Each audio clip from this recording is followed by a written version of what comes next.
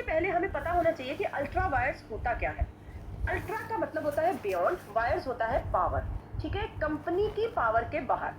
अब देखो, कंपनी का एक डॉक्यूमेंट होता है, बहुत इंपॉर्टेंट डॉक्यूमेंट होता है, जिसको हम बोलते हैं memorandum of association. Memorandum of association में ना कंपनी बहुत सारे क्लॉजेस गिवन होते हैं। उसमें एक क्लॉज होता है ऑब्जेक्ट क्लॉज, जिसमें ये मेंशन किया गया होता है कि कंपनी क्या क्या काम कर सकती है, मतलब कंपनी किस मकसद से बनी है, उसका क्या मकसद है कि वो क्या काम करेगी। अगर कंपनी कुछ ऐसा काम करती है जो कि उसके ऑब्जेक्ट क्लॉज में लिखा नहीं है, ठीक है, तो उस काम को या उस एक्ट को हम अल्ट्रा वायर्स कहेंगे, ठीक है। मींस कंपनी को वही काम करना होता है जो उसके मेमोरेंडम ऑफ एसोसिएशन के ऑब्जेक्ट क्लॉज में लिखा है। अगर कंपनी उससे बाहर जाके कोई काम करती है तो उसे हम अल्ट्रा वायर्स कहेंगे, ओके। और ये जो अल्ट्रा वायर्स एक्ट होते हैं ये हमेशा से ही वॉइड होते हैं, मींस ये कॉन्ट्रैक्ट कभी होते ही नहीं है, शुरू से ही वॉइड होते हैं। इसको कोर्ट अपनी नजर में कोई कॉन्ट्रैक्ट मानता ही नहीं है, ठीक है। तो जो कंपनी होती है, अगर कंपनी कोई अल्ट्रा वायर्स एक्ट करती है तो उस केस में ना तो कंपनी के ऊपर कोई केस हो सकता है और ना ही कंपनी किसी और के ऊपर केस कर सकती है। और इस अल्ट्रा वायर्स एक्ट को अगर शेयर होल्डर चाहे भी तो मिलके भी इसे रेटिफाई नहीं कर सकते। रेटिफाई का मतलब होता है करेक्ट। सपोज अगर शेयर होल्डर्स को लगा जैसे कोई काम कंपनी ने कर दिया, ठीक है, जो कि उसके मेमोरेंडम ऑफ एसोसिएशन में मेंशन नहीं था, ठीक है, तो बाद में शेयर होल्डर्स को लगा चलो हम ऐसा करते हैं, इस एक्ट को रेटिफाई कर देते हैं, करेक्ट कर देते हैं और इसे मेमोरेंडम में इंक्लूड कर देते हैं। तो ऐसा नहीं हो सकता। आप उस एक्ट को जो कि अल्ट्रा वायर्स एक्ट है उसे आप रेटिफाई नहीं कर सकते, उसे करेक्ट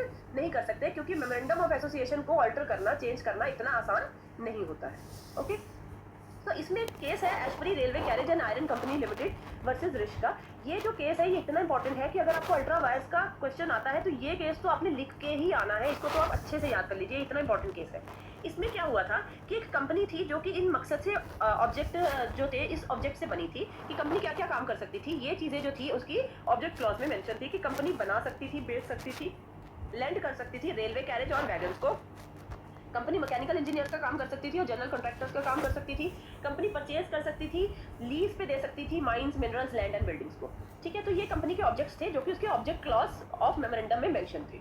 अब कंपनी ने क्या करा, कंपनी ने रिश नाम के पर्सन के साथ कॉन्ट्रैक्ट में एंटर करी फॉर फाइनेंसिंग, फाइनेंस करने के लिए किस चीज को, construction of railway line in Belgium, मतलब रेलवे लाइन को कंस्ट्रक्ट करने के लिए बेल्जियम में उसको फाइनेंस करने के लिए उन्होंने रिश के साथ एक कॉन्ट्रैक्ट करा, ठीक है। लेटर ऑन डायरेक्टर्स ने ये कह के कॉन्ट्रैक्ट को कैंसिल कर दिया, रेप्यूडिएट का मतलब होता है कैंसिल कर दिया, कि ये तो जो एक्ट है वो ultra vires memorandum of company है, मींस कंपनी के मेमोरेंडम के का अल्ट्रा वायर्स है, मींस कंपनी के मेमोरेंडम की स्कोप के बाहर है, ठीक है। तो डायरेक्टर्स ने उस कॉन्ट्रैक्ट को कैंसिल करने की कोशिश करी, तो रिश ने जो क्या करा, उसने सूट फाइल कर दिया, उसने कोर्ट में सूट फाइल कर दिया और उसने डैमेजेस मांगे कंपनी से। उसने कहा कि ये तो जनरल कॉन्ट्रैक्टर्स के अंडर आता है ये काम, तो ये अल्ट्रा वायर्स कैसे हो सकता है, ठीक है। तो उसने डैमेजेस मांगे इस चीज के लिए, ठीक है। उसने बोला कि कंपनी के पास पूरी पावर है कि वो ऐसे कॉन्ट्रैक्ट को परफॉर्म कर सकती है। अब बाद में क्या हुआ, मेजॉरिटी ऑफ शेयर होल्डर्स ने बोला कि हम ऐसा करते हैं, इस काम को कर देते हैं, इस कॉन्ट्रैक्ट को पूरा कर देते हैं और हम ऐसे करते हैं, इस कॉन्ट्रैक्ट को रेटिफाई कर देंगे, मींस उसे इंक्लूड कर देंगे मेमोरेंडम में। डायरेक्टर्स अभी भी अपनी बात पे अड़े थे कि ये तो जो एक्ट है वो अल्ट्रा वायर्स है और हम अल्ट्रा वायर्स एक्ट होने के नाते उसको मेमोरेंडम को रेटिफाई नहीं कर सकते, मींस अल्ट्रा वायर्स एक्ट को आप रेटिफाई नहीं कर सकते, करेक्ट नहीं कर सकते, चाहे शेयर होल्डर सारे मिलके चाहे भी, तब भी उसे करेक्ट नहीं किया जा सकता। अब ये क्वेश्चन रेज हुआ कि क्या ये जनरल कॉन्ट्रैक्टर्स के अंदर आता है कि नहीं आता है। तो ये जो केस है वो कोर्ट में गया, हाउस ऑफ लॉर्ड्स में गया। हाउस ऑफ लॉर्ड्स ने ये डिसाइड किया कि ये जो कॉन्ट्रैक्ट था वो जनरल कॉन्ट्रैक्टर्स की डेफिनेशन में नहीं आता था, ठीक है। तो ये जो एक्ट था वो अल्ट्रा वायर्स एक्ट था, ठीक है। चाहे शेयर होल्डर सारे चाहे भी, तब भी इस एक्ट को वो करेक्ट या रेटिफाई नहीं कर सकते। तो ये एक्ट जो था वो वॉइड था। वॉइड का मतलब होता है कि वो एक्ट कभी था ही नहीं, वो कॉन्ट्रैक्ट कभी हुआ ही नहीं, ठीक है। तो ये डिसाइड किया गया, okay. Next is purpose of doctrine of ultra vires. अब अल्ट्रा वायर्स क्यों, ये डॉक्ट्राइन क्यों इस प्रिंसिपल को इंक्लूड किया गया है, इसका मकसद क्या है, ठीक है। सबसे पहला है कि ये शेयर होल्डर्स और क्रेडिटर्स के इंटरेस्ट को प्रोटेक्ट करता है। कैसे प्रोटेक्ट करता है, देखो, शेयर होल्डर्स अपने पैसे लगाते हैं कंपनी में, ओके, शेयर खरीदते हैं, कंपनी को पैसे देते हैं। क्रेडिटर्स जो होते हैं वो लोन देते हैं कंपनी को, ठीक है, उन्होंने कंपनी को पैसा दिया होता है।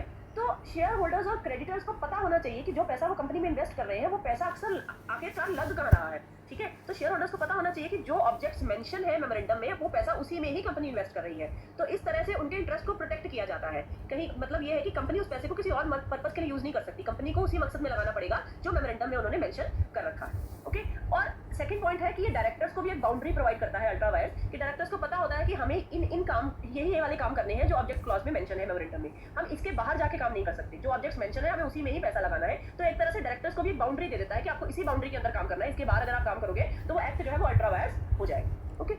Next is types of ultra vires.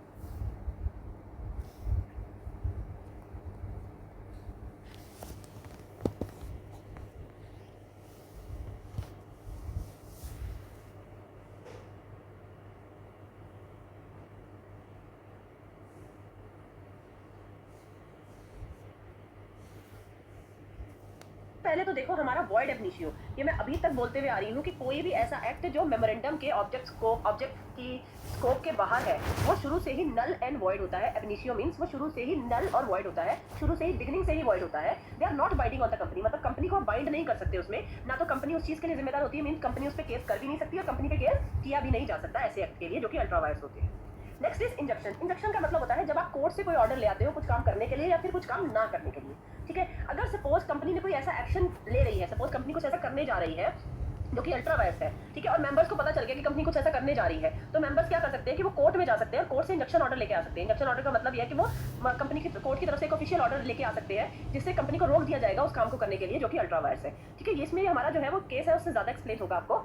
London country council का केस है, इसमें क्या था कि काउंसिल के पास पावर थी, मींस उसके ऑब्जेक्ट क्लॉज में लिखा था कि वो ट्रैम वेज को रन कर सकती है, चला सकती है, लेकिन काउंसिल ने क्या करा, ट्रैम वेज को रन करने के साथ साथ ओमनी बसेस भी चलानी स्टार्ट कर दी। अब जो ओमनी बसेस चलाना जो था वो उनके मेमोरेंडम में मेंशन नहीं था, वो अल्ट्रा वायर्स एक्ट था। तो मेंबर्स को जैसे ही पता चला वो कोर्ट में चले गए, तो कोर्ट में मेंबर्स इंजक्शन ऑर्डर ले आए जिससे काउंसिल को रोक दिया गया कोर्ट की तरफ से कि वो ओमनी बस नहीं चला सकते। Okay, next is breach of warranty of authority. जो डायरेक्टर्स होते हैं वो कंपनी के एजेंट्स होते हैं।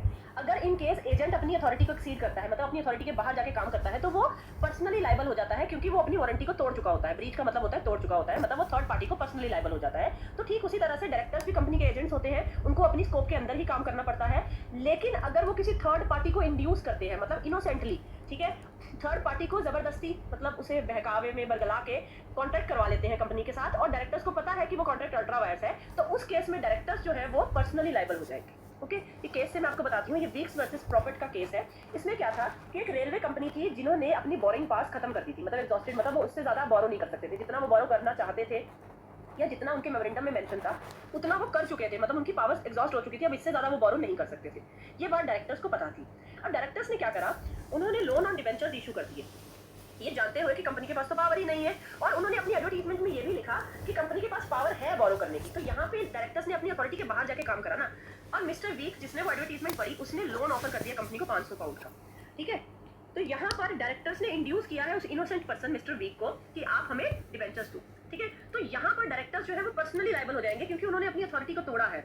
अब यहाँ पे अगर डायरेक्टर्स ने एडवर्टाइजमेंट में ये नहीं लिखा होता कि कंपनी को पावर है बोरो करने की, तो उस केस में फिर मिस्टर वीक जिम्मेदार होता, उसको पैसे रिकवर नहीं होते कंपनी की तरफ से। लेकिन यहाँ पे डायरेक्टर्स ने ये लिख के एडवर्टाइजमेंट में उन्होंने भोले भाले उस मिस्टर वीक को मतलब लोन देने के लिए मजबूर कर दिया है एक तरह से, तो उस केस में जो डायरेक्टर्स हैं वो पर्सनली लायबल हो जाएंगे। Okay, next is personal liability of directors. Funds of A company can only be used for authorised objective. जिस ऑब्जेक्टिव के लिए पैसे लगाने चाहिए वो उसी के लिए ही लगने चाहिए, लेकिन अगर कोई डायरेक्टर्स अनऑथराइज्ड पेमेंट करते हैं, मतलब जो चीज जिसके लिए पैसे डायरेक्टर्स यूज नहीं कर सकते लेकिन अगर उन्होंने कर लिए हैं, तो उस केस में डायरेक्टर्स का ये फर्ज बनता है कि वो कंपनी को वो सारे पैसे जो है वो वापस करेगी, क्योंकि कंपनी को लॉस हुआ है उस अनऑथराइज्ड यूज की वजह से।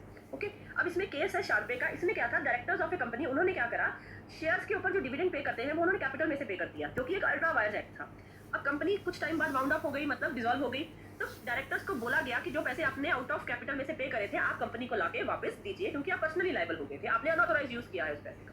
Okay, next is ultra wires contract. जितने भी कॉन्ट्रैक्ट अल्ट्रा वायर्स होते हैं वो कंप्लीटली वॉइड होते हैं और उसका कोई भी लीगल इफेक्ट नहीं होता है।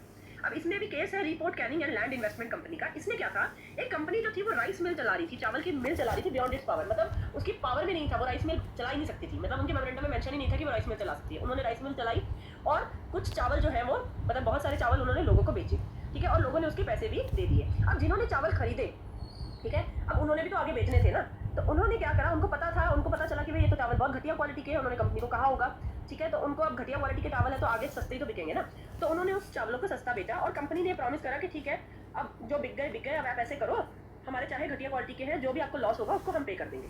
अब कंपनी लिक्विडेशन में चली गई, कुछ टाइम बाद रिजॉल्व हो गई कंपनी, तो परचेजर्स ने स्यू करने की कोशिश करी कंपनी के ऊपर कि भाई हमें तो लॉस हुआ है, तुमसे जो चावल खरीदे थे हमें आगे बेचने में बड़ा लॉस हुआ है क्योंकि वो घटिया क्वालिटी के थे, ठीक है, तो हमें डैमेजेस दो। तो यहाँ पे ये डिसाइड हुआ कि परचेजर्स डैमेजेस रिकवर नहीं कर पाए। क्यों नहीं कर पाए, क्योंकि जो वो राइस मिल ऑपरेट हो रही थी वो बियॉन्ड द पावर्स थी, वो अल्ट्रा वायर्स थी, तो उस केस में आप कंपनी पे केस नहीं कर सकते। ये माना जाता है कि अगर आप कंपनी के पास आके कॉन्ट्रैक्ट कर रहे हो तो ये माना जाता है कि आप मेमोरेंडम पढ़ के ही आए होगे, ठीक है। तो यहाँ पे जो है परचेजर्स जो है वो डैमेजेस रिकवर नहीं कर पाए क्योंकि ट्रांजेक्शन अल्ट्रा वायर्स थी, नल थी, वॉइड थी, तो कंपनी पे कोई केस बनता ही नहीं था। Next is ultra wires acquired property.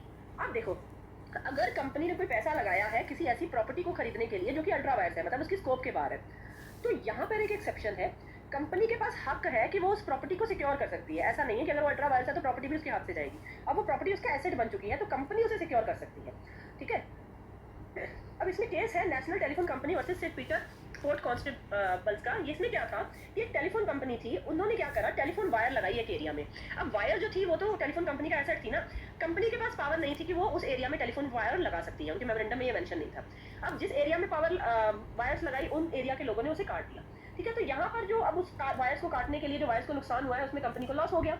तो कंपनी ने क्या करा, केस करा उन पर्सन के ऊपर कि आपने हमारी वायर्स काटी, हमारी तो वायर्स खराब हो गई हैं, ठीक है ना, हमें लॉस हुआ है तो हमें लॉस रिकवर करिए। तो यहाँ पर जो है कंपनी अपना डैमेज रिकवर कर सकती है, क्यों, क्योंकि वो जो वायर्स है वो कंपनी का एसेट है, ठीक है। तो यहाँ पर जो है वो अल्ट्रा वायर्स वैलिड नहीं होगा, कंपनी जो है वो डैमेज रिकवर कर सकती है। Then next is ultra vires borrowing. अगर कंपनी जो है किसी पर्सन को पैसे देती है जो कि अल्ट्रा वायर्स है, मींस कंपनी को हक नहीं है कहीं से पैसे देती नहीं, सपोज सॉरी मैंने गलत बोल दिया, अगर कंपनी बोरो करती है किसी से पैसे लेती है जो कि अल्ट्रा वायर्स है, ठीक है, और कंपनी के पास कोई बोरिंग पावर नहीं है, उसने अपनी अथॉरिटी के बाहर जाके, मींस अपनी स्कोप जो मेमोरेंडम में मेंशन नहीं है उसके बाहर जाके बोरो करा है, तो उस केस में वो कॉन्ट्रैक्ट वॉइड हो जाएगा और जिस पर्सन ने पैसे दिए हैं कंपनी को पैसे रिकवर नहीं कर सकता है। What's the okay. Then next is ultra vires टॉट। टॉट का मतलब होता है कुछ गलत करना जिससे किसी को नुकसान हो, किसी को कोई इंजरी हो, ओके। तो कंपनी कोई भी टॉट के लिए जिम्मेदार नहीं होती, इसे सिविल रॉन्ग भी कहते हैं। मतलब अगर कंपनी का कोई ऑफिसर कुछ ऐसा गलत काम करता है, कोई फ्रॉड करता है अपनी स्कोप के बाहर जाके और कंपनी के ऑब्जेक्टिव्स के बाहर जाके, मतलब उसकी मेमोरेंडम के बाहर जाके, तो उस केस में कंपनी उसके लिए जिम्मेदार नहीं होती है, वो पर्सन खुद जिम्मेदार हो जाता है।